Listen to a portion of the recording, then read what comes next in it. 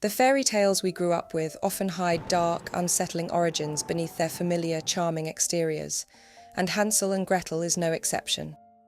On the surface, it's a simple tale of two lost children, but beneath it lies a story filled with child abandonment, murder, and cannibalism. And what's even more disturbing is that earlier versions of the tale were far darker. Join me as we explore not only the chilling evolution of this tale, but also the real-world influences that may have inspired its haunting themes. But brace yourself, for you may never see this story in the same way again. Welcome back, Darklings. Before we delve into its unsettling origins, let's first revisit the most well-known version of the tale. Once upon a time, in a small cottage at the edge of a dense, dark forest, there lived a poor woodcutter with his two children, Hansel and Gretel, and their cruel stepmother. The family had little to eat, and when a terrible famine struck the land, hunger gnawed at them day and night. The stepmother, heartless and bitter, whispered to the woodcutter one night, "We can no longer feed the children. We must take them into the forest and leave them there." Hansel, always alert, overheard this wicked plan. While Gretel wept in fear, Hansel comforted her. "Don't worry," he said. "I have a plan." That night, as the house slept, Hansel sneaked outside and filled his pockets with small white pebbles. The next morning, as they were led deep into the forest, he dropped the pebbles one by one, creating a glistening trail behind them. When they reached a distant clearing, the stepmother and father left them with the promise they would return. But hours passed, and the shadows grew long. The children were alone. As darkness fell, the moonlight illuminated the pebbles, and Hansel led Gretel safely back home. But their return only angered the stepmother. She insisted that the next day they would be taken even farther into the forest, where no trail could guide them back. That night, Hansel attempted to gather more pebbles, but the door had been locked. The next morning, the stepmother handed each of them a small piece of bread. Thinking quickly, Hansel crumbled his bread along the path, leaving a trail as they were led deeper and deeper into the woods. They were once again abandoned. When they tried to follow the crumbs back home, they discovered that birds had eaten them all. Lost and frightened, Hansel and Gretel wandered the forest until they came upon something wondrous, a house made entirely of bread, cake, and sweets. Its walls glistened with sweets, its windows dripped with syrup, and its roof was tiled with gingerbread. Starving and desperate, the children ran to the house and began to feast, tearing off chunks of cake and bread with abandon. As they devoured the house, an old woman emerged from the doorway, her voice warm and inviting. "Oh, my dear children, come inside. There's even more delicious food waiting for you." Hansel and Gretel followed her inside, where she offered them a lavish feast and soft beds to sleep in. But the old woman was not what she seemed. She was a wicked witch who lured children to her house to devour them. The next morning she locked Hansel in a cage, plotting to fatten him up to eat him. Poor Gretel was forced to become her servant, cooking and cleaning while her brother awaited his terrible fate. Each day, the witch would demand Hansel show her his finger to check if he was fat enough to eat. But clever Hansel, knowing the witch's eyesight was poor, would stick out a thin bone instead. The witch grew impatient, furious that the boy didn't seem to fatten. Finally, the witch could wait no longer. She lit a fire in the oven and snapped at Gretel. "Climb in and check if it's hot enough to cook." Her true intention was to trap the girl inside and bake her as well. But Gretel, sensing the witch's plan, innocently asked, "Ooh, how do I do that?" "Foolish girl," the old woman snapped. "The opening is big enough. Look, even I could fit in." To prove her point, the witch hobbled forward, sticking her head inside the oven. In a flash, Gretel shoved the witch into the oven and slammed the door shut, locking her inside. The flames roared as the witch screamed, and soon all that was left of her was ashes. With the witch gone, Gretel freed Hansel from the cage, and together they discovered the witch's hidden treasure, chests of gold, jewels, and precious stones. They filled their pockets and set off into the forest once more. This time, they were not lost for long. They found their way back home, where their father, heartbroken and regretful, welcomed them with open arms. Their stepmother had died, and with the witch's treasure, they would never be hungry again. The family lived in peace and happiness for the rest of their days. This version, with its iconic imagery of the gingerbread house and the witch, most closely resembles the Grimm brothers' tale, first published in 1812 in their collection Children's and Household Tales. While Hansel and Gretel is widely recognized as a children's story today, Jacob and Wilhelm Grimm didn't initially intend their tales to be for children specifically. Rather, they sought to preserve Germanic folklore and culture, which was being overshadowed by French influence during the Napoleonic Wars. The brothers aimed to safeguard these stories for future generations. The Grimm brothers' version of Hansel and Gretel is likely an evolution of earlier folklore, with similar stories of abandoned children appearing throughout history.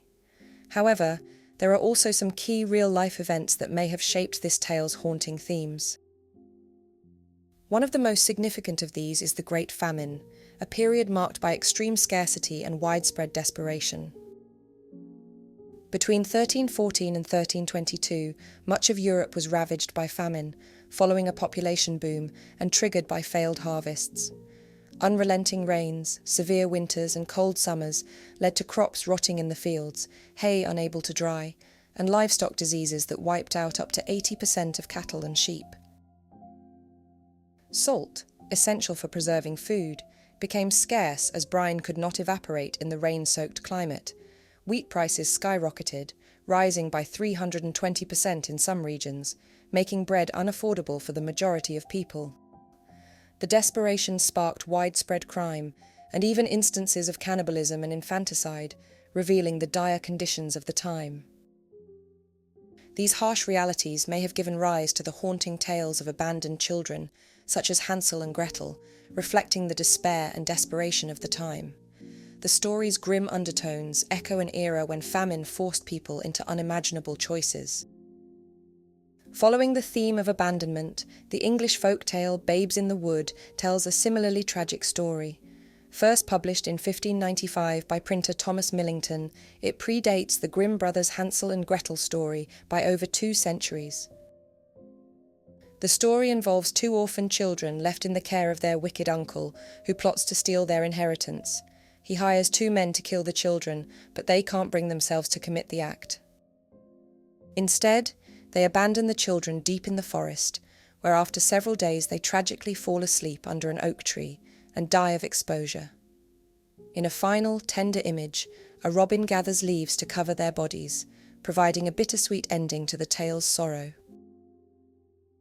But what makes Babes in the Wood even more unsettling is that it may be rooted in real-life events. Legend has it that in 1541, Robert de Grey became the guardian of his brother's children after their father's death. Their mother remarried and moved away. One day the children were sent to visit her, but disappeared, never to be seen again. Rumours swirled as Robert claimed the family home, Griston Hall. With the dark shadow of Wayland Wood nearby, locals believed the children were murdered and hidden there. The story is even depicted on the village signs in Griston and Wotton. It is said that the ghosts of the murdered children still haunt Wayland Wood, which is why it has been known as Wailing Wood for centuries. The original story, published by Thomas Millington in 1595, further cements this connection to the area with the subtitle, The Norfolk Gent, His Will and Testament, and how he committed the keeping of his children to his own brother, who dealt most wickedly with them, and how God plagued him for it. Interestingly, the tale shares striking parallels with a historical mystery that occurred 100 years earlier. In 1483, Edward V and his younger brother Richard were placed in the Tower of London by their uncle, Richard III, who usurped the throne. The princes mysteriously vanished, and although their fate remains unknown, it is widely believed they were murdered on the orders of their uncle. Meanwhile, historical records show only one de Grey child at Griston Hall, a boy named Thomas, who disappeared aged 11, leaving his uncle as sole heir to the family estate. Both these real-life stories feature children disappearing and being betrayed by an uncle for personal gain. It's possible these tales intertwined, transforming one missing child at Griston Hall into the 2 featured in the Babes in the Wood story. It's fascinating to consider how these real-life tragedies might have woven themselves into the fabric of folklore, influencing tales like Hansel and Gretel. But another early precursor to the fairy tale is Charles Perrault's Hop o' My Thumb, published 100 years after Babes in the Wood in 1697.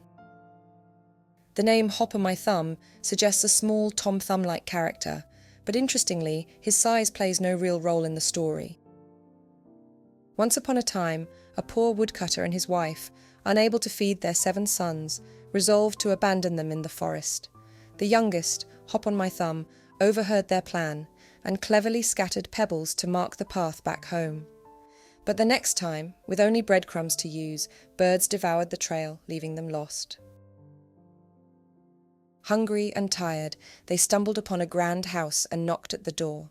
A kind woman answered, but told them to flee, as her husband was an ogre who would soon return. However, the boys cried and begged so much that eventually she took pity on them, feeding them and letting them sleep in the same room as her 7 daughters. That night, Hop on My Thumb noticed the daughters wore gold crowns, so he swapped them with the nightcaps worn by his brothers. When the ogre returned, drunk on wine, he entered the dark room to kill the boys. Feeling the crowns on what he believed were his daughters, he crossed to the other side of the room, where his own children slept soundly, wearing the nightcaps Hop on My Thumb had switched. Mistakenly thinking these were the boys, he used his great knife to cut the throats of his own daughters. Early the next morning, Hop on My Thumb quietly woke his brothers and led them in a swift escape from the house. When the ogre discovered his dreadful mistake, he flew into a rage and donned his magical 7-league boots, which allowed him to cover great distances with each step. He soon gained on the boys, but Hop on My Thumb cleverly hid them in a rock crevice. Exhausted, the ogre fell asleep, giving Hop on My Thumb the chance to steal the boots. With the magical boots, he returned to the ogre's home and tricked the ogre's wife, convincing her that her husband was being held captive and that he needed gold and treasure for his release. Seeing him in possession of the magical boots, the wife believed him and handed over all their wealth. Hop on My Thumb returned home triumphantly with his brothers, safe in the knowledge that his family would never go hungry again.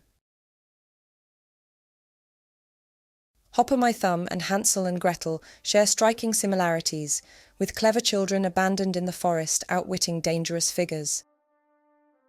Yet perhaps the most iconic element of the Grimm brothers' tale, the witch's house made of sweets, seems to be unique to their version. While elements of danger and trickery are common across these older stories, the witch's house appears to have no direct predecessors, though it may have roots in an older, deeper folkloric tradition. The Land of Cockaigne, a mythical paradise that emerged in medieval European folklore, was imagined as a land of endless abundance where food was everywhere.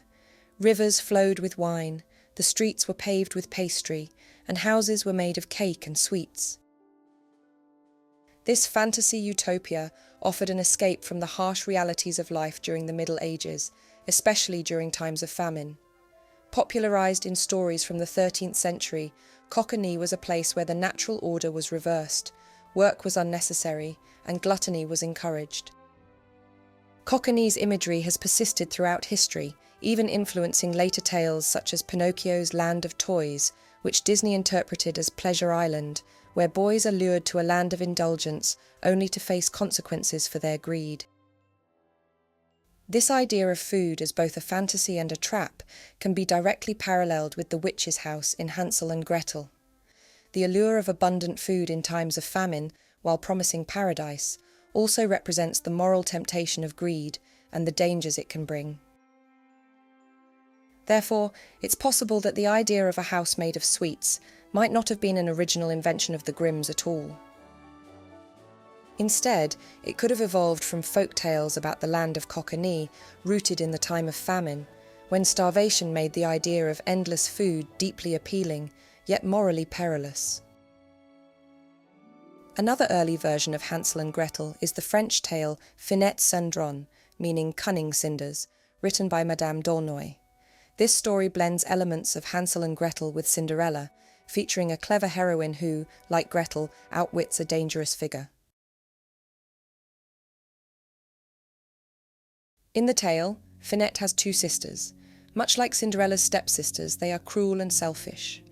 Finette's parents, a king and queen, lose their fortune and decide to leave their daughters in the forest.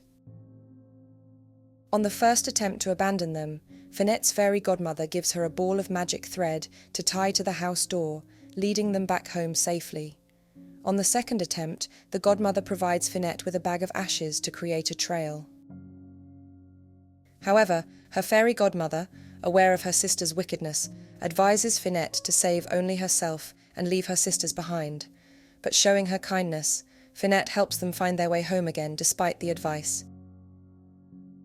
On the third attempt, the godmother refuses to help Finette because she didn't heed her advice earlier. Finette tries using peas as a trail, but they are eaten by pigeons, leaving her and her sisters lost in the forest.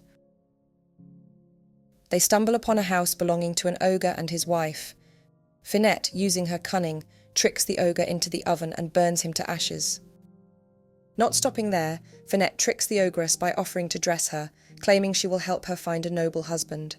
As she brushes the ogress's hair, Finette seizes the opportunity and swiftly cuts off her head. After defeating the ogres, the sisters dress in the castle's treasures and head to the nearest town to display their newfound wealth. In a Cinderella-like ending, Finette loses her shoe, which is later found by a prince who marries her.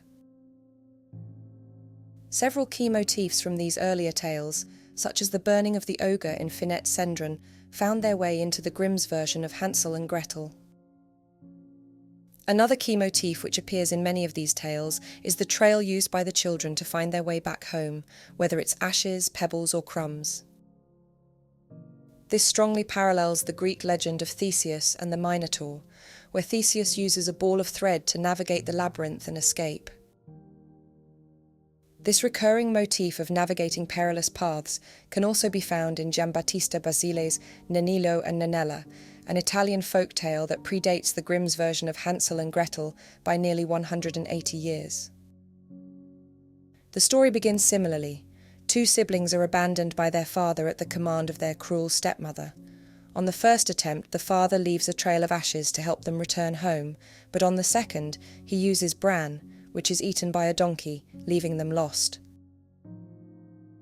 But unlike Hansel and Gretel, the siblings are separated and go on their own adventures. Nanilo is taken in by a prince, while Nanella is captured by pirates and left on a desert island. Eventually the siblings reunite, and the stepmother is punished for her cruelty.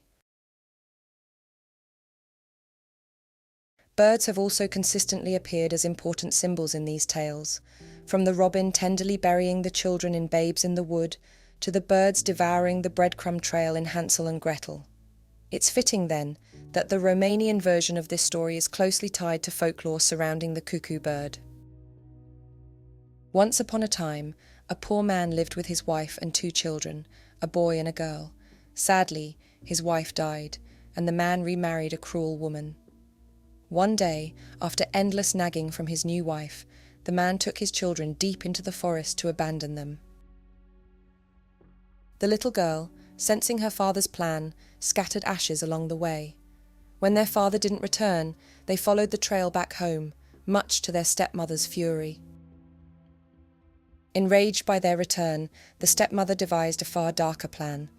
One day, while her husband was away, she killed the little boy and forced his sister to prepare him as a meal for their father. The heartbroken girl hid her brother's heart in the hollow of a tree and served the meal, but refused to eat any of it herself. The next day, a small bird with dark feathers emerged from the hollow tree, singing, "Cuckoo, my sister has cooked me, and my father has eaten me, but I am now a cuckoo, and safe from my stepmother."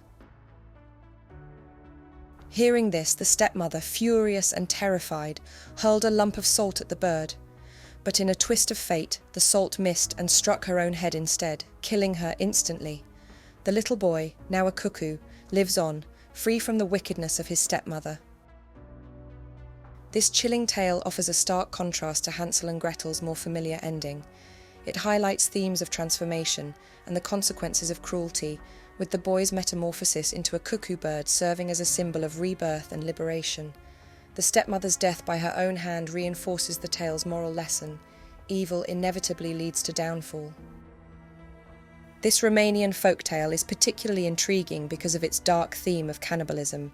In the Grimm brothers version, the witch commands Gretel to light the oven so she can eat Hansel, but Gretel's quick thinking saves them both. In this Romanian tale, however, it's the stepmother who forces the sister to prepare her brother as a meal. The parallel between the stepmother's death at the end of the tale in the Grimm version and the witch's demise suggests they may be seen as one and the same, possibly drawing inspiration from this darker, older story of the cuckoo. These tales of abandonment, survival, and transformation reveal the darkness lurking behind familiar fairy tales like Hansel and Gretel.